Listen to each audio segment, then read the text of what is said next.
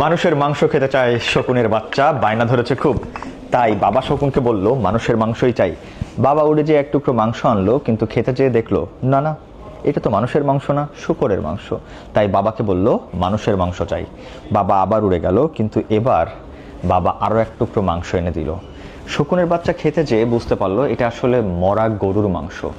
তাই বাবাকে রীতিমতো ধমকে বলল আমার মানুষের মাংসই চাই, আর এখনই চাই। বাবা তাই বাধ্য হয়ে দুই টুকরা মাংস নিয়ে উড়ে গেল। শূকরের মাংস ফেললো মসজিদের সামনে, আর গরুর মাংস ফেললো মন্দিরের সামনে।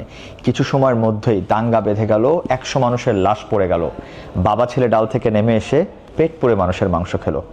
বাচ্চা শকুন বলল বাবা এত মানুষের মাংস আসলো কোত্থেকে? বাবা বলল মানুষ সৃষ্টির সেরা জীব, কিন্তু ধর্ম আর রাজনীতিকে ব্যবহার করলে এরা হয়ে যায় পশুর থেকে হিংস্র।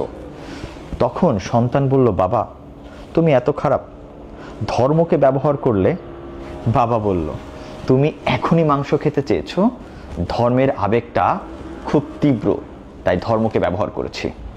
রাজনীতিও একই জিনিস, তবে সেটা ব্যবহার করলে এটা আরও লং লাস্টিং হতো। সন্তান তখন বলল বাবা তোমার মাথায় আসলেই অনেক বুদ্ধি। বাবা বলল আরে বোকা, এটা তো শিখেছি আমি মানুষ থেকেই। কারণ এই মানুষের ভিতরেই কিছু মানুষ যখন অনিষ্ট তৈরি করতে চায়, তখনই হয় ধর্মের নামে না হয় রাজনীতির নামে এভাবেই করে। আমি তো শুধুমাত্র অ্যাপ্লাই করলাম।